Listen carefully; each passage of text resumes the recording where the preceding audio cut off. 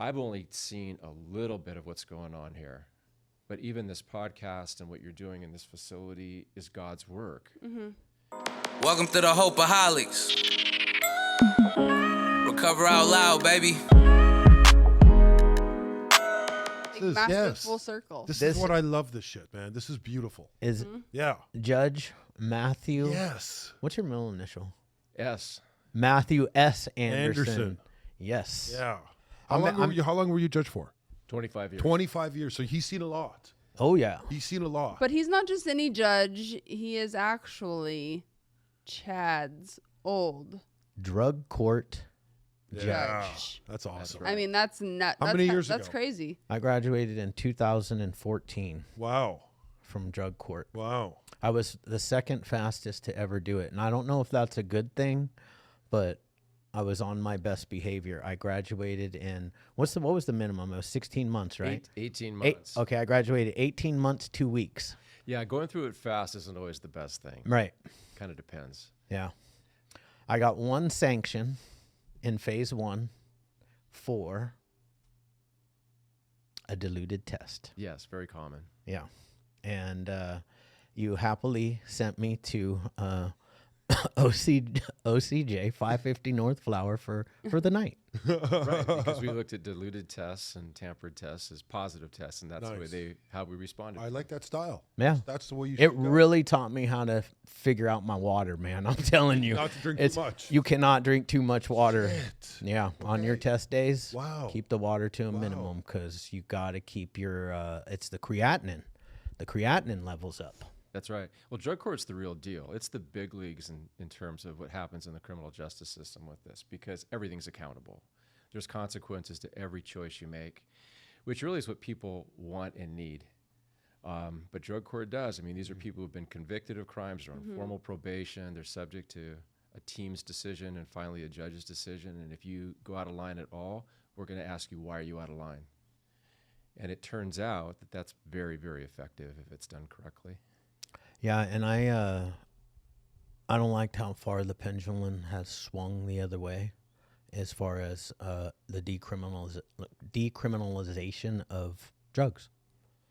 No, I don't either. In fact, I've watched it I've been in the system for 40 years, 15 years as a lawyer, and then 25 years as a judge. And I've watched it just disintegrate. It's crazy. To the point where we see what we see now. Look outside. Yeah. Look in the riverbeds. Look under the freeways. Look at people dying of fentanyl every single day. We're losing what? Well, you guys know the numbers, and I do too, but there are 100,000 people, and that's probably a low number. It's low. 100,000. Yeah. You know, there's nothing more grotesque that's happening to my point of view, because it's preventable. Yeah. There's things that we can do to stop this and to slow it down, but we're not doing it. In fact, we're doing just the opposite. The laws and the policies and everything that's happened my entire career have degraded. Yeah. Well, I liked what you said earlier where you had things in place to help people, do's and don'ts. You know, don't cross this line, cross that line. And people need that. It's very effective. You Very need effective. structure. You need And, structure. addicts and alcoholics, just people in general, we need structure. Yeah. We to- thrive on it. Kids, everybody. Yep. Yeah. Yeah.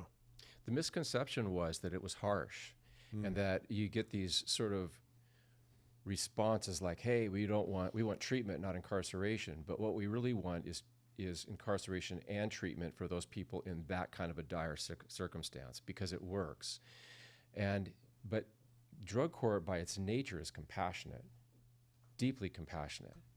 I mean, my own story, unless you're interested, I won't tell the story, but when I came into drug court, my attitude was, let's get these people cleaned up. Let's work it out. But I was not the right guy at the right time, because we were doing the things that didn't work. We'd violate people's probation. We'd put them in prison. They'd get out of prison. They'd come back. They'd do it again. And no one was solving the core issues. No one was looking at it. But drug courts came along and actually addressed the core issue, which was, what is happening? Is it a substance use disorder? Is it a mental health disorder? Is it a traumatic brain injury? What the heck is it? Let's deal with that. So, what was your guys' graduation rate? Really high. Yeah, really high. Really, really high. Few people failed to graduate, because once folks made the choice of coming into drug court, and it's a voluntary program. Yeah. Yeah. No one was forced to come to the program, but when they came in, we could help them get sober, and we could help them step into a life of recovery. We could help that happen. The most effective program, I'll call it a program, but the most effective modality ever introduced into the criminal justice system, in my view, because we could see people get sober. Now, what happened when they left the program, Yeah. that sometimes became a different story. It's still better than the norm. By far. Oh, In yeah, fact, by far. with what we call drug-related crimes, Yeah. whatever it might be, and they didn't get drug court, they would recidivate at about a 70 to 80 to 90% rate. Yeah. But if you came through drug court and you did a minimum of 18 months, a lot of people have taken a couple of years, but if you get through it, we would flip that statistic and we would have maybe a 20 or 30 recidivism rate. Yeah. Well, they say the year is the magic number, and if you're pushing 18 months to 2 years, you're going above and beyond. 18 Yeah. months is really the magic number Yeah, for okay. your brain to heal with no relapses. Right. Right. So 18 months it is. I mean, the statistics are showing that it's And I knew a lot of people that were in drug court during my time that were 3 to 4 years to graduate. Yes, absolutely. I had somebody in my program for 5 years, and my attitude was, look, if you're not ready to go and you're safe and you're sober and you're here, stay. Yeah. Yeah, because there was all these other little things that you had to do. Not just you didn't just have to. It was a 5 phase program because there was phase 0, right, and then there was phase 0, 1, 2, 3, and 4. But you also had to have these other little things that you had to accomplish, like college credits, your GED. You had to go and many of us addicts lose their birth certificate. We had to get our birth certificate, social security card. Yes, you had to have all those things in place. You had to be all the things you listed, of course. employable. And then Yeah. you do community service work. You have to be employed. You have to be clean for a period of time. There's all these things that you have to achieve. And amazing, with God's grace, it happens constantly, all the time. What is it now? How is drug court now, today?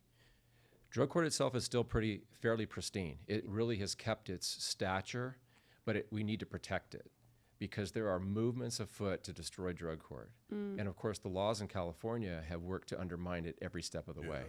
Absolutely. It's sad, man. It's sad. It's changed. I've been here 15 years, and since 15 years ago, it's changed quite drastically. When you say here, you mean in America, I've been right? here in America, yeah, in California.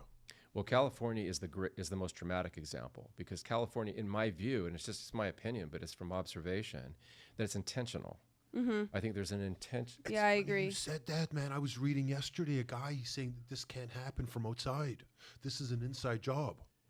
You're in agreement with that? I completely agree with it. I watched, if I jump back, go all the way back to the 3 strikes law around that time period, where you had to, if you committed 2 serious felonies, and let's quickly define that: rape, robbery, murder, residential burglary, assault with a deadly weapon. These are serious. Yeah. We'd all agree, serious crimes. Yes. You had to commit 2 of those, and then if you committed a 3rd felony, any felony, you're up. You could be sentenced 25 to life. Now, it didn't happen very often, but it could happen. There was a lot of public pressure to change that law. That law was changed such that the 3rd strike, which still has to be a serious felony. So before you get a more serious penalty like that, you have to commit 3 serious felonies. Now, there's controversy about that, and I understand the arguments pro and con. But what happened about the same time was Prop 36 in 2001. And that said that judges couldn't put people in jail for any reason except they had to have 3 opportunities to screw up. If they screwed up for 3 times, then you could put them in jail for 30 days. And so this was the movement that started to undermine it and, of course, to decriminalize what was indeed criminal behavior. These were laws on the books. Yeah. Serious crimes, many of them. And then you move forward. I'll just fast forward in time really quick. You go to Prop 47, where you start to take felonies and turn them to misdemeanors. And from my point of view, heroin's no less dangerous as a misdemeanor than it was as a felony. But what ended up happening was it changed the attitude towards these things. And so the idea was to help people avoid felony convictions. Sure. Which makes some sense because you want people later, if they move through it, to be able to be employed exactly. and be able to vote Yeah. and be able to do all these things. That makes sense. But if we think about drug court, what happens in drug court? If you graduate from drug court, today what we do is we withdraw all your pleas, dismiss all your cases, and expunge your record.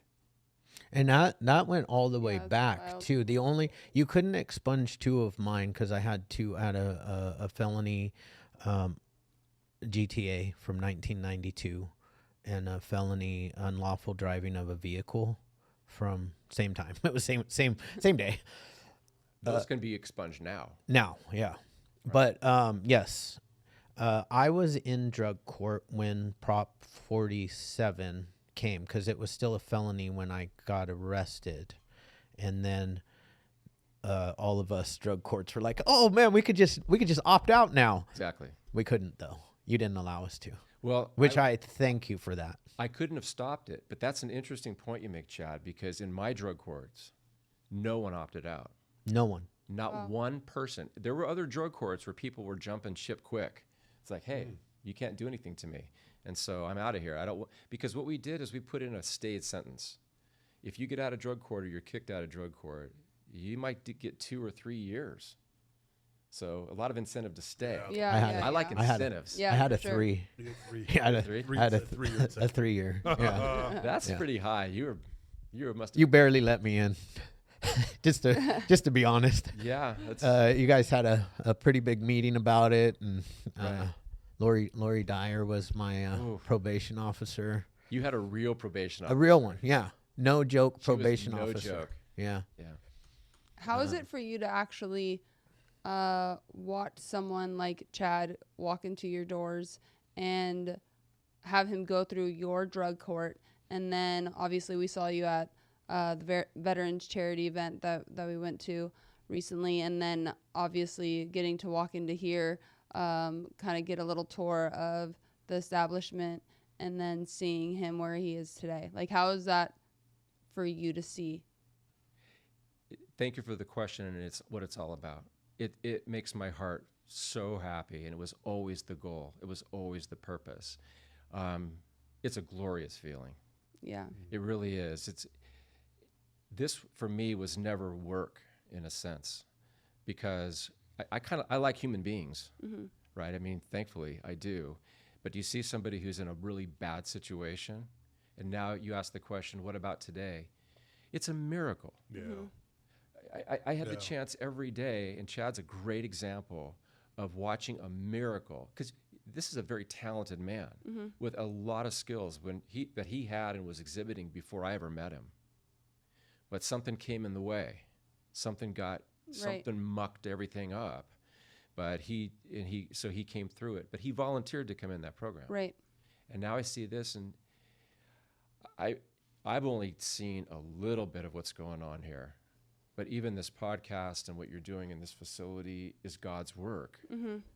And I know that he's an instrument of that. For sure. So yeah, it's a beautiful thing. Yeah, it is. It's cool. It's cool for me to see, just because I feel like exactly what you're saying is that is what it's all about. It's amazing to watch an individual walk in a certain way and then put in the footwork and the time, and then all of a sudden you see them, whether it's months, days, or years later, and they're a completely different person in the sense of where they were. Exactly. I mean, it is the joy of drug court, and it's the joy of helping people who want to engage their recovery and want to change their life, because absolutely everybody can. I completely agree because, I've said it a million times already, but, I work a 12-step program myself. So being able to sponsor other women and see that transformation, I definitely wouldn't say it's the same, because drug court's heavy, and if you don't go, you will go to jail. So that's very different. It's, when you're sponsoring other women, it's like, do you want to live or do you want to die? Do you want to live a happy, healthy, and a life that you're destined to live, or do you want to be miserable, depressed, and a mess? So it's, what choice do you want to make? And then hopefully the individual, it takes the willingness to do the work, and then all of a sudden a miracle can happen. God bless you. I mean, I feel like we do. You're right. The pendulum has swung so far. But I wanted to say that you have helped thousands of people find a new way to live. And what ends up happening is many of those thousands of people that have gone through your specific drug court are out doing God's work, and they're helping other people to find a new way to live. And I mean, the ripple effect from what your drug court, your specific drug court, has touched probably millions of lives. Millions of lives. You know, I hesitate because that I don't want to sound immodest about it, but of course it's not about me personally, because you mentioned a team of people, and that's what it is. But you're right. If you just do the math on it, we graduated over 1,000 people just from my DUI court program in 17 years. That didn't include the 2 drug courts. And you take those 1,000 hardcore alcoholics and you multiply it by the people who have been helped, and then the other people who have decided to work in recovery. Sure. And do that kind of thing. What happens is what you just described you're doing for women as a sponsor. Yeah. And by giving them that bit of hope, that little piece of hope, you know, hope is this magical little mustard seed, and you just kind of put that out there. This is what you get. And, you know, I don't mean to quite take a left turn on this, but I'm thinking what Shane was talking about of how things have just changed. This is truly life and death. Yeah. We're past the point of relapse being okay. We're past the point of smoking weed on the street. That's okay. Forget relapse. All of it. All of it. All of it. When you inject fentanyl into this mix, which of course we all are familiar. I'm familiar with it certainly, and I know you all are too. I almost go back to the days where we could have people shake and bake in jail from a heroin withdrawal. That's what Chad says all the time. Right? Because they would live. Yeah. And now people are out there looking to pick up their meth, and what they end up doing is they find some fentanyl inside of it, and they're dead. So this is life and death every single day. We used to be playing Russian roulette with 1 bullet in the gun. Now we're playing Russian roulette with 5. So it's a different world. These are the exact words that I say all the time here. He's been watching the podcast. No, you know, I don't know if you know the reason why this podcast exists, but it's December right now. On September 11th of 2022, so a little bit over a year ago, 7:30 a.m. in the morning, I got a phone call from my 22-year-old daughter. She was 21 at the time. I answered the phone. It was 7:30 a.m. and I answered the phone and I said hello, and I just heard her screaming. And she had found her fiance, her boyfriend of over 5 years, and like a son to me, dead from fentanyl. And she's struggling with just life now, you know, and God ended up putting it on my heart to be the voice for these people that have lost their lives, and for the parents and the family members who are so broken and beat up that they can't get out here and do this. And you know, we are out here. We created a movement. So the Hopeaholics is not just a podcast; it's a movement. All of us in this room, we recover out loud. We have a lot of people following us, and our mission is to force change at the highest level. You know, not just at the California level, but like we're going after Washington. And if they don't want to get on board, eventually we're going to have so many people, they're going to have to get on board. Yeah, we're coming. We're coming. You're a force. Thank you. I'm very sorry to hear that story. I didn't know that story. But that's how severe. That's the thing where I'm so grateful that I am sober today and not in my addiction, because of you can't mess around anymore, in the sense of there's kids, we hear stories all the time of not addicts, not alcoholics, but, you know, young kids in college. And, you know, I'm not advocating for people to try things, but I'm just saying usually at that age you're going either to parties or you're experimenting. And in one case, there was this girl, I think she was a Stanford student, but she was taking prescription Adderall that she had gotten from her doctor. And she ran out, and she was going to get her prescription the next day, but it was finals. So her best friend and roommate had some Adderall that kids kind of pass around during finals week. And her friend was like, you know what? don't even worry about it. I'll give you one of mine that I have, and then you can get your prescription tomorrow. She's like, okay. She took her Adderall, dead. Because it was laced with fentanyl. It probably wasn't even Adderall. That's the thing. It was probably just fentanyl. Because most of the time these days, they're just making fentanyl. But they're pressed so amazingly that they look better than what is real. And that's what's scary. So people are buying certain things off the street thinking it's ecstasy or Molly or a Percocet or something that they're thinking they're getting, and it's not. And that's the problem, is like, you're not playing Russian roulette, like you said, with one bullet. There's a lot locked in that chamber. It's murder. I mean, from my point of view, it's because it's a poisoning. And if you're poisoning people by misrepresenting what they're taking, what's the purpose of that? Really, it's greed.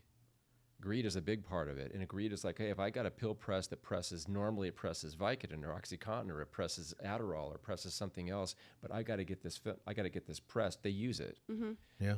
And they're sitting down there with the cartels. I mean, let's just talk openly about it. They're down there with the cartels. They're pressing these things. They're pumping them across the border, and here they are, everywhere. I mean, just to pick up on one story, which is kind of what, thank God you guys are doing this work. This is the most important work of anything that should be done, in my opinion, right now on any topic. If you're losing that many people, I mean, if we were losing 100,000 people from some other reason, there'd be a national movement. Yeah. And so there needs to be an absolute national movement that begins at the grassroots in the local areas, like right here, and then starts to move. It's fascinating because I kind of asked in my retirement to make it epic. God, make this epic. Yeah. And instead of making it big, he made it really small to this point. I've attended more AA meetings and more presentations for alumni treatment centers than I ever have in my life. And I'm not a member of the fellowship, right? But I've been going. And I'll just tell a quick story. I showed up at a wonderful treatment place up in North Orange County a few weeks ago. And this guy looks at me and goes, "You put me in prison." And I'm like, "Josh?" Oh my gosh. And he's like, 2004, you put me in prison for 5 years. And I go, "I did." I said, "Did I offer you any help?" And he goes, "Oh yeah." He goes, "I failed Prop 36 4 times. And you said, you need to get your butt into drug court. Come with me. Come to our program." And he goes, "I want nothing to do with your program. Send me to prison." Fast forward 20 years. Now we're 20 years past, and I'm looking at this. He still looks like a young man. I have no idea how, 20 years on the streets. And he goes, "I can't go back out there. If I walk back out this door, I'm dead." I've been playing that roulette with fentanyl. And if he didn't say it quite like that, but he basically said, "I can't go out there." And he told the whole group, "I can't go back out there." So talk about coming full circle. We looked each other in the eye, and he said, "I hold nothing against you for doing that. It was my choice. I walked myself into prison." Right. Oh, yeah, he did. And I gave him a hug, and I've been back every Tuesday night since then.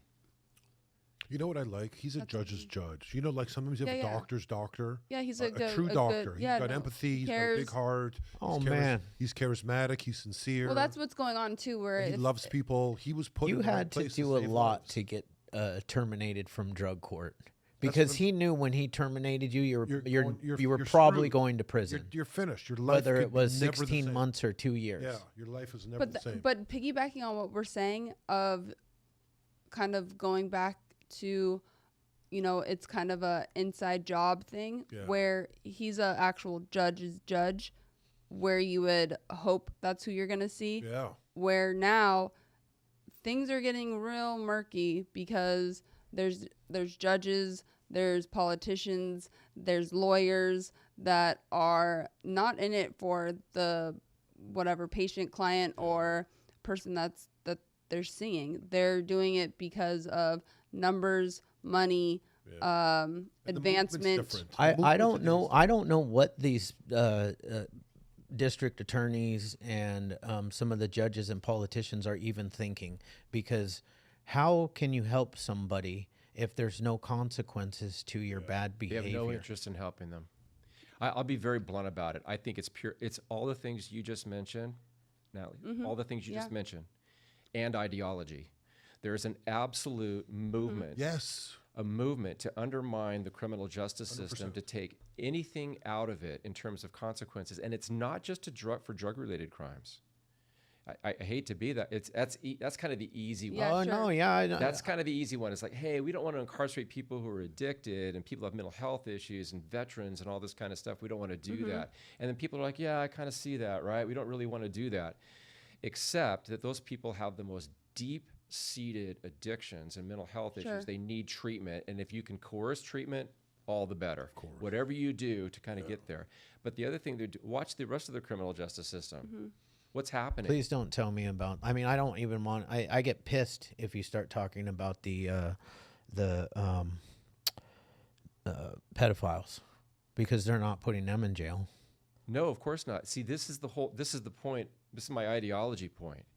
It's that there's a lot. It's to create a victim mentality about everything, Yes. such that those who wish to hold people to be civilized and to live their best life as humans, to me, it's an anti-human movement. It's anti-human, and I love humans, all humans, right? And I could care less where you come from, what your phenotype is, what your color is, what your I don't care about any of it. You're a human being, Yeah. right? But that's not what these folks who are making our laws are thinking about, in my opinion. Right.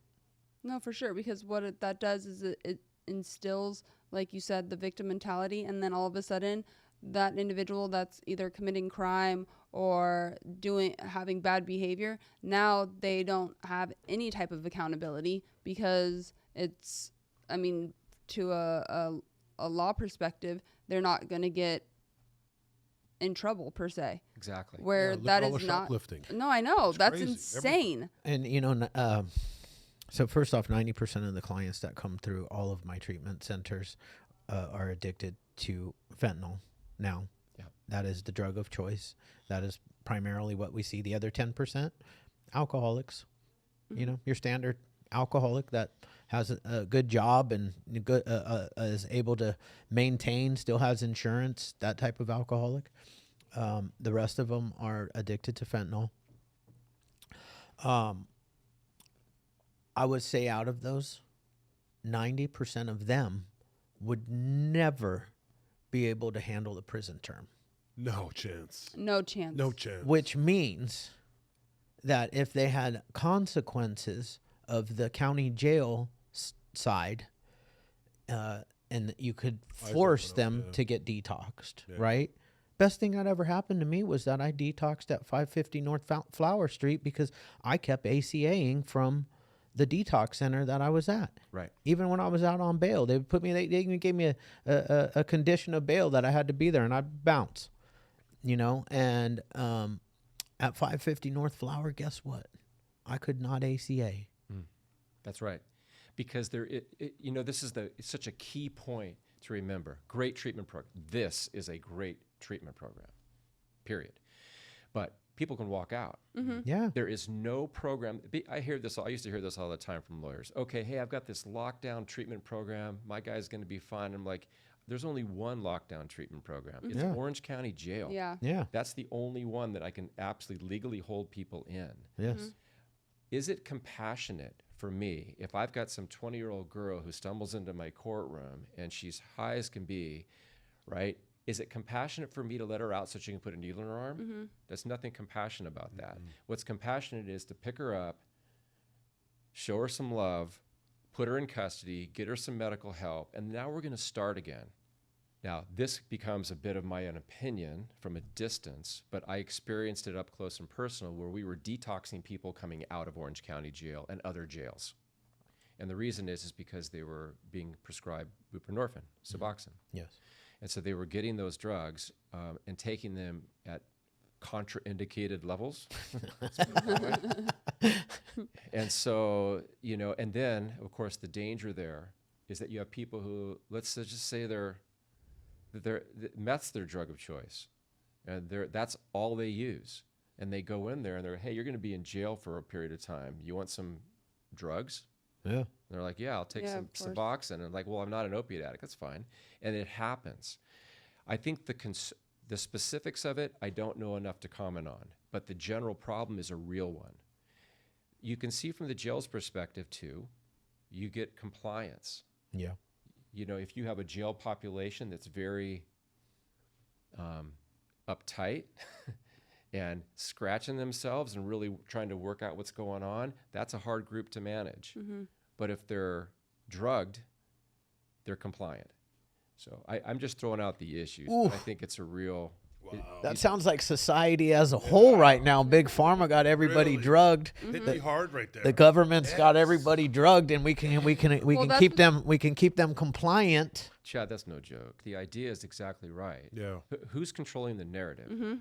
And what's their motive for doing so? So that's one of the things I love about podcasting, because, you know, mainstream media is controlling the narrative. Both sides, right? Both sides, and I have a side.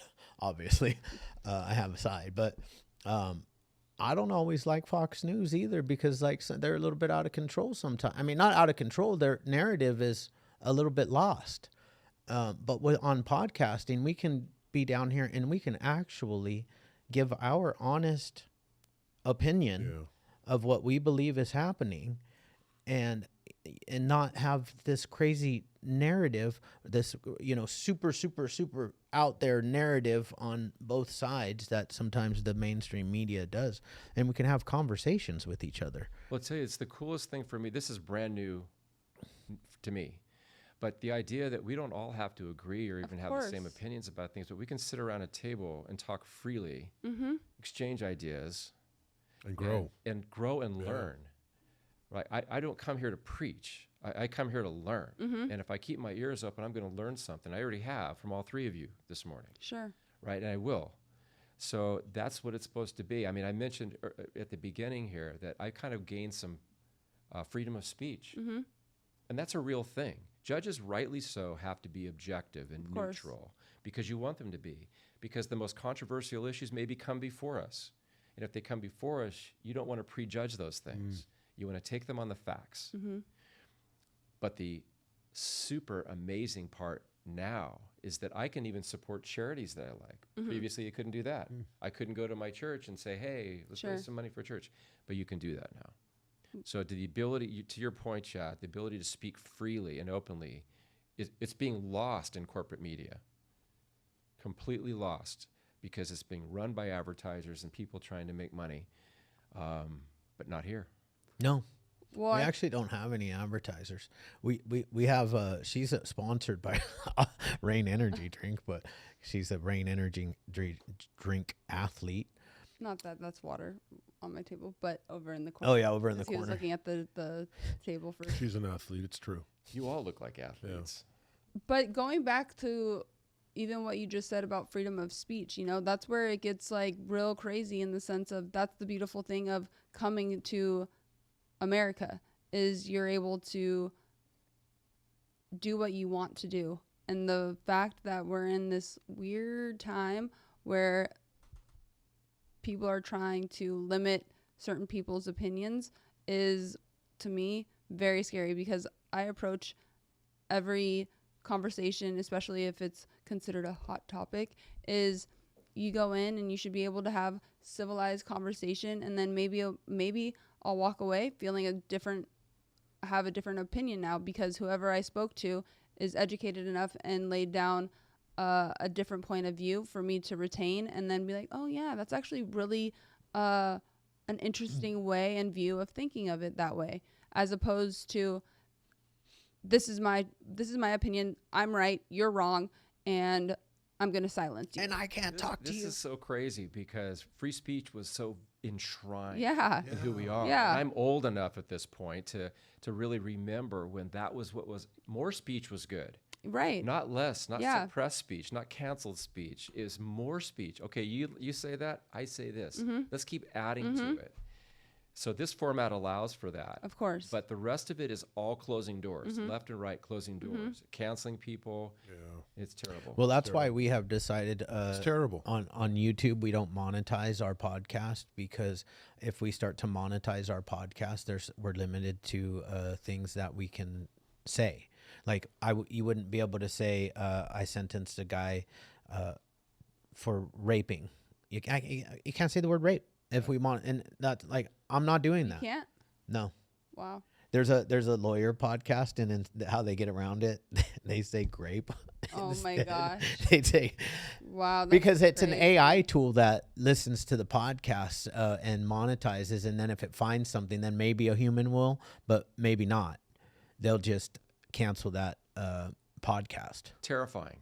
Yeah. Terrifying. I mean, if we can, we're doing it, it's happening. If we limit what people can say because it's inappropriate or it doesn't comply with our view of the way things should be, we limit how people talk, what they say, the words they can use, then we limit behavior. When you limit behavior, you limit attitudes. And then all of a sudden you get all these different tribes of people gathering together, yelling at each other and throwing sticks and stones at each other. And that's where we are. We don't need that. No, We don't. We need to do what you're doing right here. But I'll bring it back to me real quick, right? And how this all happened. I was the guy when I was called to do a drug court, to bring it back to that, who was like, "You got to be kidding me." I didn't want to do that. I mean, I spent almost 25 years, but the first day they told me I was going to go do a drug court, I'm like, "Really? Yeah. You got to be kidding me. You mean the Hug-a-Thug court?" Yeah. All that they say ridiculous things like relapse is part of rehabilitation and all that garbage. I don't want to do that. And then the first day I showed up in drug court, before I walked onto the bench that day, I started to walk in and there was a different vibe than I'd ever felt. I've been a trial lawyer for 15 years, a prosecutor for 10 years. I was a public defender in Los Angeles. I was a trial lawyer, so I'd seen courtrooms many, many times. But that courtroom was different. There was an anticipation. It was a feeling that I had. And people were like, "Okay, what is this guy going to do to us?" And I'm like, "Man, you are the wrong judge in the right place." And I turned around and I walked back into my chambers and I closed the door and I prayed. I'm like, "Lord, what do I do with this?" Yeah. The wrong guy, like that. And a weird thing happened. Completely bizarre, completely a God thing that just came to me, a quote that I didn't realize I knew. I must have learned it in college, but it was a quote from an old dead president. It was President Roosevelt, who I think it was a speech in Paris, 1910 or 1912, and it's sometimes called the man in the arena speech. Oh yeah. It is not the critic who counts. It's not the critic who counts. The credit belongs to the man who is actually in the arena, whose face is marred by dust and sweat and blood. And even if he fails while daring greatly. It's not the critic who counts. And I was fully planning to walk in there, put on my black muumuu, get up and sit higher than everybody else and tell them how they've messed up their lives. Be a critic. Yeah. And I realized that wasn't going to cut it. These people had plenty of critics, friends, families. Themselves. Themselves most of all. Yeah, for sure. Most of all. And so, but what I could offer was compassion. Never occurred to me that that was going to be part of my job description. But that moment I knew it was. So I'll just finish the story because it's stupid. But basically, I printed off a copy of that speech and I went out to my very first drug court. So this is in year 2000, I guess, 1999, 2000. And I read the arena speech to them. And they looked at me like I was from another planet. Jerry Maguire. He pulled a Jerry Maguire. They had no idea what I was Do you know what Jerry Maguire is? Yeah? Yeah, it was Jerry Maguire. Right. When he wrote the transcript. Yeah. And There he you gave go. it to everybody. The love transcript. Right. Yeah, good for you. They had no idea what it was all about. Yeah. They looked at me like I was from the moon. For sure. But it was for me. It was for me. And it set a course for me going forward that, thank God, I never deviated from. Yeah. That's awesome. I wonder if that set the course because That's awesome. Because we used to have to write these I love that speech. by the way. speeches every time we phased up about. I don't remember what it was about. The phase, I guess, and where we were at. And Is this where you went sweaty? I did one time, yeah, but that was most of the time I did. Okay. I'll go back to that story in a second. Yeah. Because I want to see if he really truly can remember, because it was bad. Anyways, When you were sweaty with front of him. in front of him. Oh, yeah. shit. It was Okay. him. Yeah. So, this guy Bill and I, we used to like fight with each other on who would write the best phase up speech, and we would always put in quotes like that type of stuff. We would find these quotes online and we'd add them to our speech. And you were always so happy when we would put these quotes in. And it was just like, I wonder if all of that stemmed from your very first day. This is what I have a vague memory of. It's not exact, but I wrote everybody a letter on their graduation date. I think I quoted John Wooden in that letter to you. I have everything somewhere. Yeah. You know, but I've moved and I got married and, I got divorced. I got divorced in drug court. I've since been remarried and she likes to put stuff away where I don't know where it's at. That's called throwing it away, bro. That's called No, she didn't. getting rid of the past. So what's funny is most of the time, like drug court and then after drug court, I had my own home and I was living in this house and it was like a bachelor pad, right? It had all like manly furniture. It was like just a house full of what do you call it? A man cave. It was a man cave house, and I got married, and slowly but surely, this couch was sold and a new one was in, and then that was sold. I have one piece left. One. I told her, I said, "You can't get rid of this. This is the only piece from my original furniture left." And now it's starting to fall apart. So she's like, it's going to be gone soon. But, so this one time I wrote this, what I thought was the best phase up speech. It was 3 pages long, which was longer than the norm because it was 2 pages, double spaced was the minimum, right? Was the rule. This time I did 3 because I had a lot to say. And every time before this one, I practiced in the mirror like the whole day before and would have my speech down to where I knew every word of it and I wasn't stumbling. And this one, for some reason, I didn't practice at all. I was too confident. I walked in and I am not a public speaker. I get really, really nervous. And I stood up to the podium feeling good. And I had a tie on, nice shirt, looking slick. Yeah. And shout out to Deputy Cisneros. He was the deputy that stood right next to the podium as we gave our speech. And I got up there confident as could be, and I started saying the words. And all of a sudden, I stumbled over a couple, and I got really, really nervous. Really nervous. Bro. Doesn't take much. No. And then I started thinking about all the recipients who were sitting behind me. I couldn't see them, but I could feel the heat from them. Yeah. And I stumbled some more, and I started sweating. I got to page 2. Back from there. There's no coming back from the sweat. No, you understand Once because it you're a starts, sweater. Yeah, oh yeah. Too. It's dripped. And it started coming. Yeah. And I had to keep going. And I finished it. And I went and sat back down feeling like crap. God. Embarrassed that happened in front of all of my peers in drug court. But I said, fuck it. I did it. And then we left drug court and somebody came up to me and said, "You're going to get called in for a drug test." And you did. And you did. You called him in, bro. That's all drug court. That is a great story because it just encompasses what drug court does. Yeah. I'm not surprised that Deputy Cisneros would do that. I do remember you wiping your head. Yeah. I remember that very clearly. And I actually thought it was a great moment because you just got through it. You just did it. I powered through it. And you passed the drug test, the whole thing. Yeah. Yeah. Right? Yeah. It just was I thought it was a great moment, but it was tough for you. For some people, they could stand up and they'd be very glib. Oh, easy. Bill was one of those guys that did that type of sales. What's it called?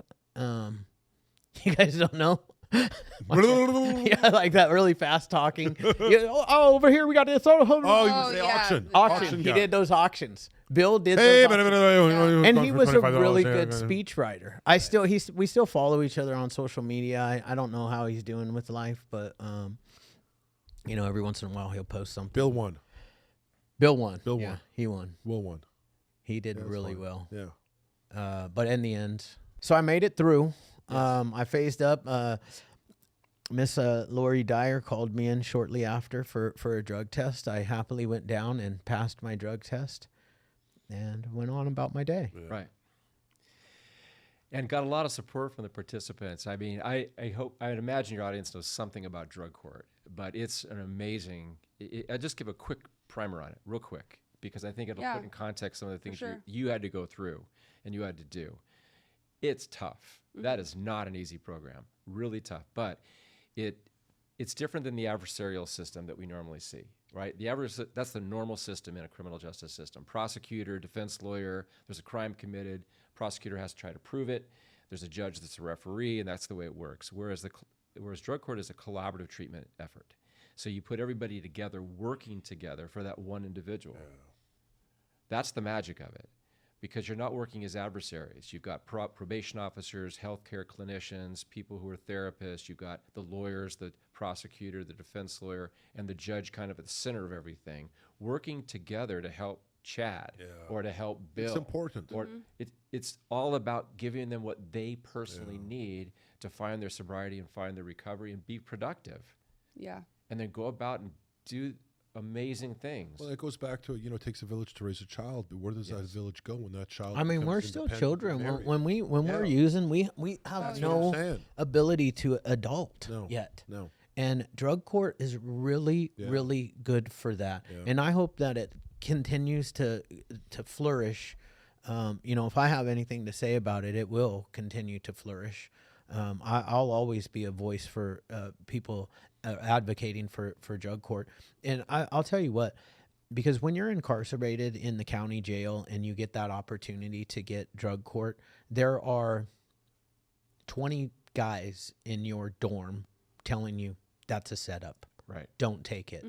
Don't take it. You're going to end up in prison. Most people don't make it through. Bullshit. Most people make it through. And these guys, go on to prison, the ones that are telling you not to take it, and they reoffend and they reoffend and they reoffend until when? Until what?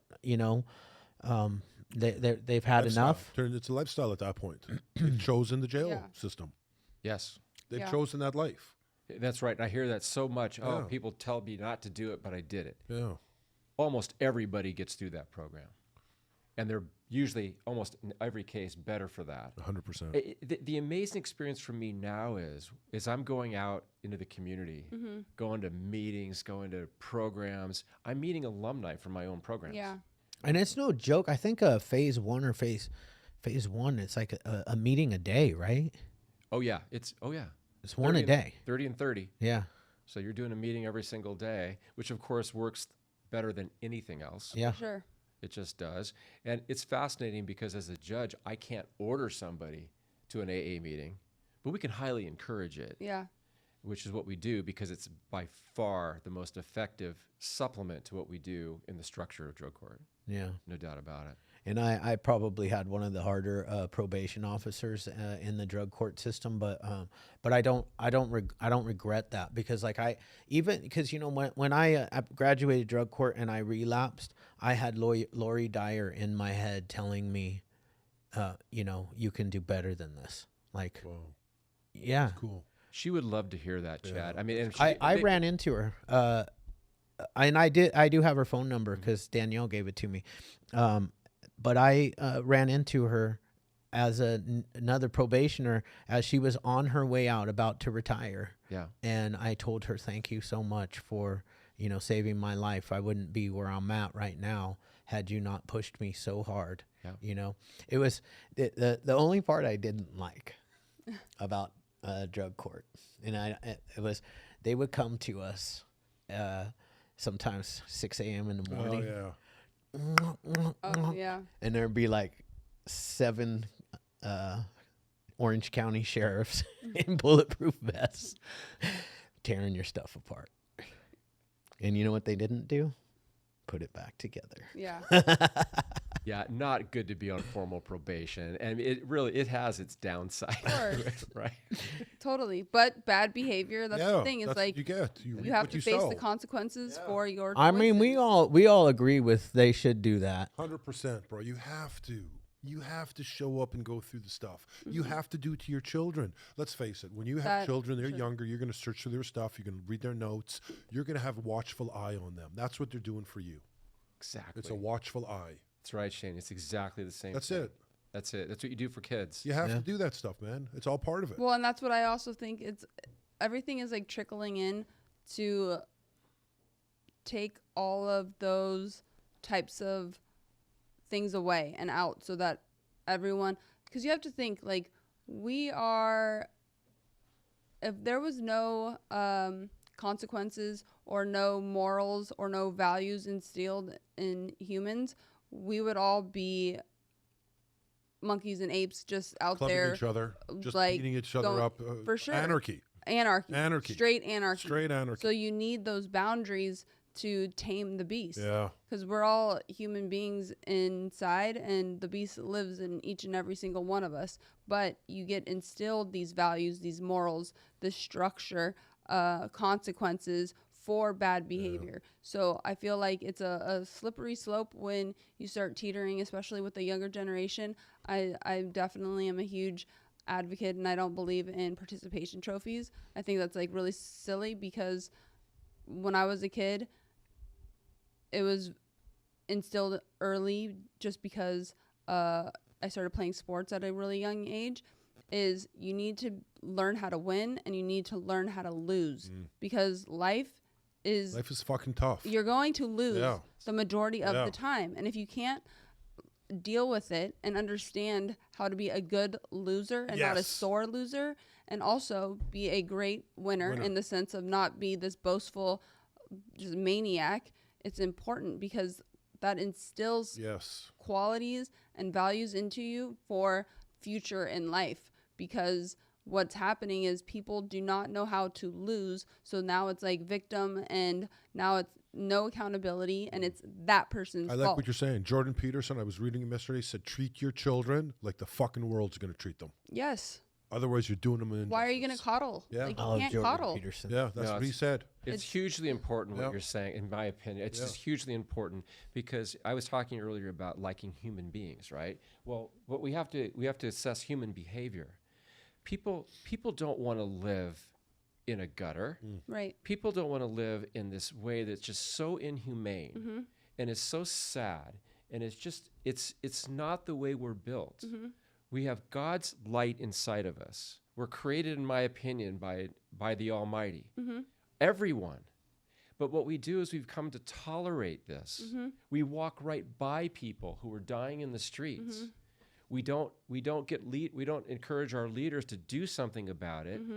And now what we do is we become the leaders we're looking for, because we better do that. That's what's happening here, and it's what we better start doing. Because just to your point exactly, if we really care that much about civilization and we care about people, then do something about it.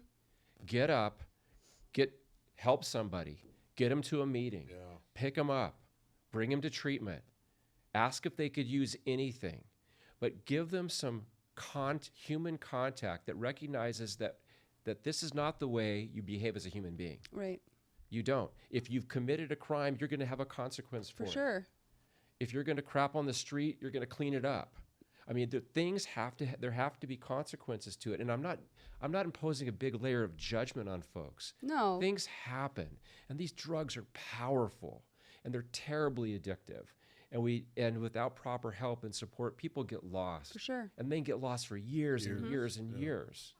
But it doesn't have to stay that way. No, and it's also a broken system within the private sector treatment industry, because now insurance is obviously a big part of it, and they want to force MAT on everybody. Yeah. Right. And when they say MAT, their MAT of preference is buprenorphine opioid treatment, which I don't find to be effective, and this is just my opinion and my expertise. I don't find it to be effective. My only caveat to that would be somebody who is a long-term opioid user who has tried multiple times to get sober and can't. Then we can try a little bit longer term MAT program. But other than that, man, a 20-year-old who's been using for 3 years, let's get him sober, get him into a 12-step program, and help them find a spiritual connection. Because what I see with people that are on buprenorphine, I can see it in their eyes immediately. I can say, I'm like, oh, okay, you're on an opiate. You now have a block from your higher power that you're not able to connect like we can connect. Right. Because we aren't putting blockers in. Or even with other human beings for that. Or matter. other human beings. man, Well, you can get that even spiritual getting connection deep- gives yeah. you the human with other connection. people, sharing it with other people, that deep feeling. I don't like it. I don't like it either. So No, our brains aren't designed to have this No, crap it's inside not. of it. It's not. not. Chad. Your point is a great one. Abstinence really is where you've got to go with this stuff. Yeah. But you're right to have that one caveat. The caveat of somebody, because I've seen it, where people have just cannot stop using. Yeah. Okay. Well, that's not everybody. They're lifers, though. These are lifers. There's lifers. These are lifers, and now with fentanyl, you've got to save their life. And so if you can take a step through supplicators or other things that can give people some help, okay. Yeah. I completely get that. But that's not the message. The general message has got to be get God in your life, get somebody assisting you, find a sponsor, start working your steps, start doing the things, and you're going to find that love is coming to you. Yeah. For sure. Yeah. It's going to start coming your direction. Make yourself available for it, right? And start to manifest these things because it will happen. But you need this kind of encouragement. That hand. yeah, But no, you don't need this crap in your brain. no, you don't. And your brain doesn't want it. It doesn't. No. It doesn't. You know, there's a lot of judgment in AA or these rooms, but there's a lot of love. There's There's a lot of love. There's a lot of love. Yeah. If you're looking for the right thing in So, this room, so you'll what find we say in NA Yeah. is it's a hand up, not a hand out. Right. So we'll give you a hand up, help you up, but we're not going to just feed it to you. Yeah. For anybody who's wondering, I can't speak with lived experience to this, but I can tell you, having lived with it, both in my own family and in my courts and all the works I've done over a period of 40 years, really, one of the reasons I am just drawn still constantly into these rooms as a guest, right, is because I find more love and more God there than any place I've ever been. For sure. Yeah. So for anybody who wonders, I don't know if I should step in, can I get the help? Absolutely you can. Yeah, that opportunity is there. It's there. It's there. If And you want meetings it. are if you want it. all day, meetings. I mentioned it before on the shows. I used to complain to my sponsor about hitting meetings because I'm too busy. And then life was getting good, and so all the promises were starting to happen. So then, of course, it's like I'm gonna rest on this. But there's no excuse because meetings happen in wherever you are, whatever state, whatever country. They're happening around the clock. And then now with Zoom, you can hop in a meeting at any time. But going back to what I've heard each one of you say, and I think is another thing that is happening, because since we are kind of talking about our system, it kind of goes hand in hand in the sense of you need every individual, I don't care what religion you are, as long as you do believe in a power higher than yourselves, like we say in the program, it doesn't matter where you come from.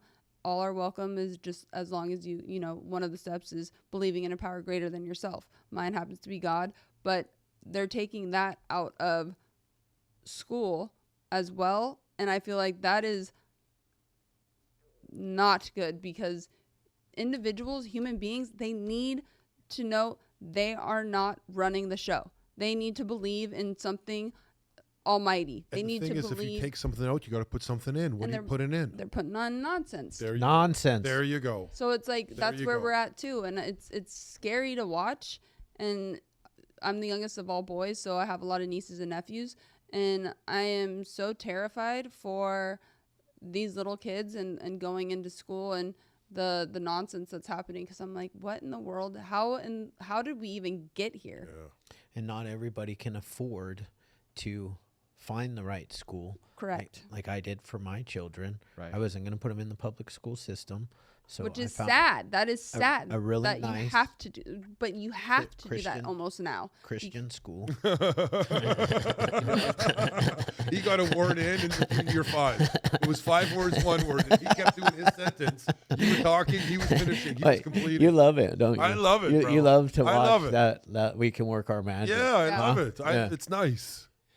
I tell you, this is where the rubber meets the road. This is the spiritual warfare, in my view, that's going on right now, and it's those two things that you're just talking about.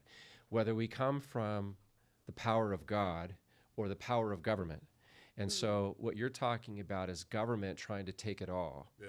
They want to control. I mean, and I'm not trying to be any kind of a conspiracy theorist. I'm just reporting what I'm observing. And what I'm observing is government wants great power over our school, over our children, they want to regulate us, tax us, do everything to the maximum degree, and there's no God in it. Right. There's nothing about that. It's all being intentionally removed. Well, that's okay. It becomes a very dark contrast. And where can it rise from? Right here.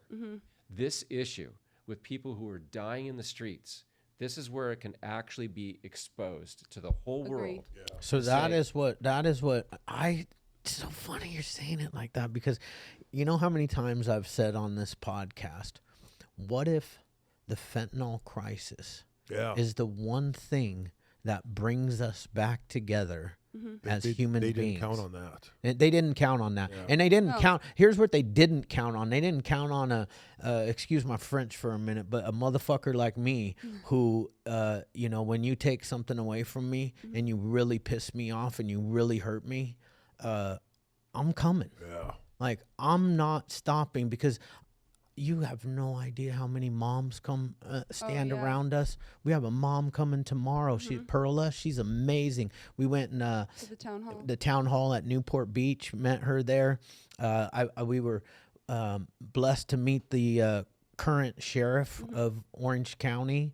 Nice guy. Seems like a nice guy. We're gonna get him on the pod. Yeah. We've got to force change. We've got to force their hand. One of my current sponsees, what really was like, dang, this is larger and way more severe than I really thought that it was.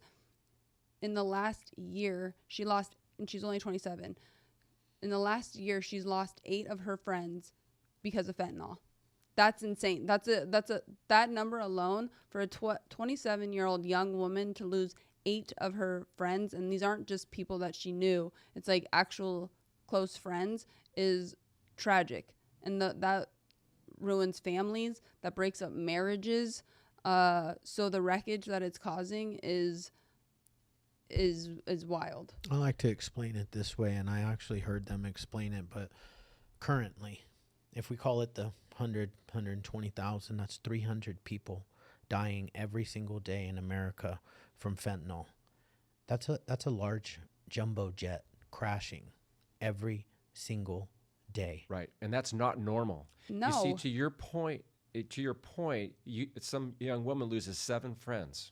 Right? That's not normal. And the message should be shouted loud. This is wrong. This is not normal. This is uncivilized. This is inhuman. And we need to stop it. And we need to stop it now, because otherwise what happens, people get sort of used to it. Yeah. It's like, a lot of people are dying of fentanyl. What the... and it's in the media, what makes us so aggravated is a lot of these cases, and not all, because some, it happens to be a addict or alcoholic, whatnot, but there's these news articles that come up and the headline says an overdose, when it's like, that person, it's not an overdose, it's a poisoning, because they're not, when you read, or at least even when I read, somebody, died of an overdose, I'm like, poor addict, he didn't make it, he didn't see the light, he didn't stay the course. Right. That's immediately what goes through my head. So I'm sure it goes through your normie or average person's mind, like over their head, not even thinking twice. It absolutely does. And I think that, what is the message then? The message is, I love the fact that there's millions of sober people who can bring this message and just kind of raise it and need to. No hesitation, no shyness, no shame, step up and speak. And then what do you want to say? What do you want to do? Let's stop the fire hose of drugs that are being poured into our country. Because we can take a good-sized lake of people who are dying from addiction, right? And we can take great programs like this one and others, and we can say, we can help you. But if we keep filling that lake with more and more and more garbage, we never have a chance to do anything except help a few starfish here and there. Yep. right? That's what we end up doing. What we want to do is shrink that lake to a pond, to a pool, to a bucket until there's no more there. Well, what do we do first? We have to shut off the flow. I know. And then so we need to speak out about it. This is what our weak-kneed politicians who have no courage and, by the way, are contributing to the problem. Yes, Every they are. single day. But they have ulterior motives. They're running guns in It's some money. area. They're Money. promoting a war in another. I mean, they're using the drug trade for their own pockets. Yes, they are. It's to fund they, fund other you know, sources. we could annihilate, and I know I go to the extreme sometimes, but we could take a small force of our military and annihilate all of those guys that are bringing the fentanyl and the sex trade across the border. Well, of course, it just takes will. It takes will and leadership to do it. We certainly have the resources Sure. to do it, but you've got to start from the source. If we had leaders at the national level who would go to China and say, knock this crap off. If you send one more precursor anywhere into our region, right, we've got a problem. And if you go to Mexico and you tell them, if you bring one more piece, and if you don't close the border and start hustling this stuff across the border, that's the message. And it's got to be loud, and it's got to be constant, and it's got to come from people who've got some ability to get their attention.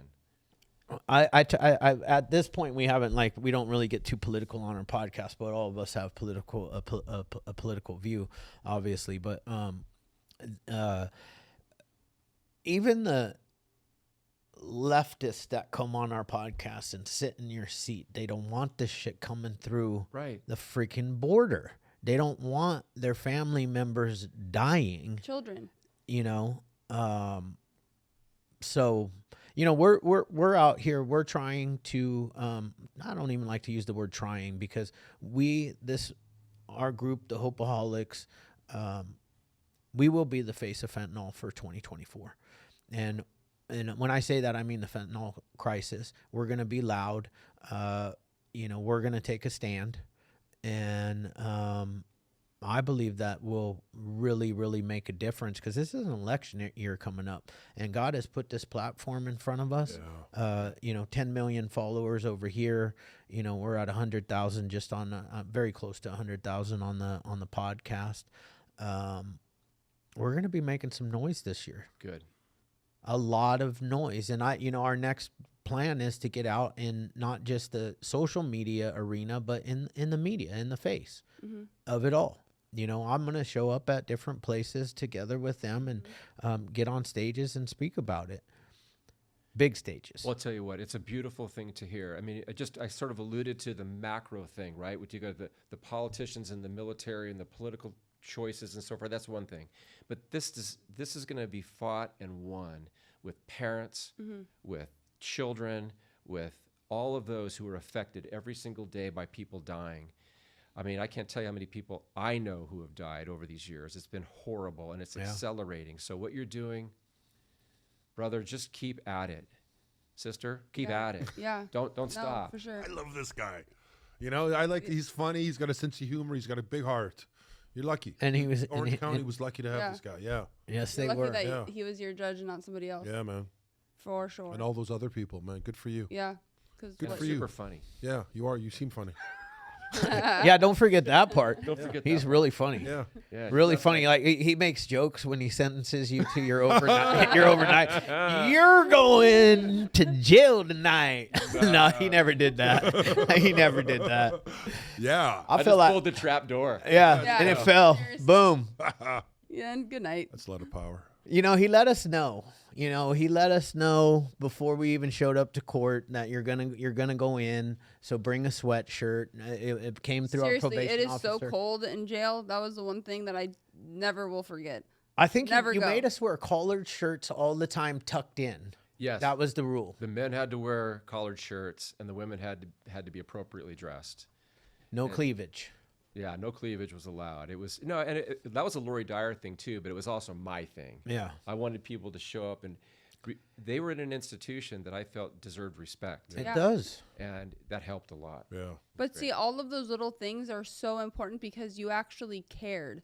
There's a very big difference with what I've seen, especially as of late, and you reading the man of the arena, setting the tone for your court, how you wanted to do things, regardless of whether or not those individuals at that time, if they even understood, they were probably like, I just don't want to go to jail. What the fuck is he even reading to me right now? You know, which is a fantastic speech. I like love that speech. Me too. But it set the tone and the course for you as an individual, and then even just implementing small little quotes and things of that nature, like the John Wooden and Made it human. well, it's one of those.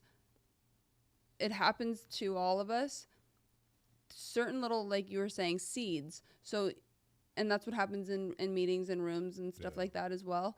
You don't know what is going to get planted in your subconscious, you know? And then all of a sudden, I mean, you even think about it after you relapsed, you had Lori Dyer pop up into your head. We as human beings are sponges. We soak in certain things, and you don't know what that is going to be for which person, but it's important because it will eventually soak into somebody.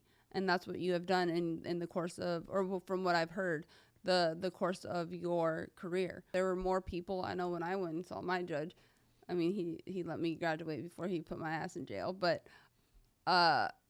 it's really amazing that people like you in that department, well, now you're retired, so you're not there anymore, but exist. It gives a little glimmer of hope that not everybody is corrupt, but that's No, it goes on. It does. The movement goes on. The drug court movement is still flourishing, and as long as it's protected, and it needs to be protected, because there are those who'd like to take a sledgehammer to it. But thank you. In the political arena, and this was an amazing. What a cool thing for us, Shane and myself, to just like experience. Yeah. I mean, obviously, I got to meet you a couple weeks back, and just seeing that interaction is so cool. And like, that's just something, another for me, witnessing the promises of the program in Chad. You know, I mean, I get to see a lot of it obviously on a day-to-day basis, but just something like that at a grander scale, because, you know, if you think you are holding the keys to the kingdom in a sense, because it's either do what is required, or you have the power to say, you're not going home. You are, grab that sweatshirt, boy. You're going in. So to then, you know, see you guys and be able to have this conversation is what it is all about. What really can happen when an individual like yourself, because you had to do the work and you had to show up for yourself, Chad, or else it wouldn't be like that. And that's very important too, because when it really comes down to it, every individual has to have that willingness to change their life. No one's going to do it for you. Yeah. You have to do it for yourself. Thank you. Yeah. Thank you. It's cool. Thank you, Chad. Yeah, well, Shane. thank you for everything Thanks for Yeah. coming in. you Appreciate did it. for my life, for my family, for the community at large. You definitely made an impact. Yeah, you're a not good just guy. a difference, but an impact. Yeah. So, you know, I'm glad you're retired and you get to come speak your mind now. Yeah, it's awesome. Because, you know, some people don't care, Yeah. you know, and you always came across as a caring man. And a lot of us really, truly didn't want to let you down, you know. And there's even some guys that I know that didn't quite make it through the program, but one of the guys I know, he's doing pretty well. Even though he didn't make it through, he wasn't ready yet. Right. He had to go test the water some more.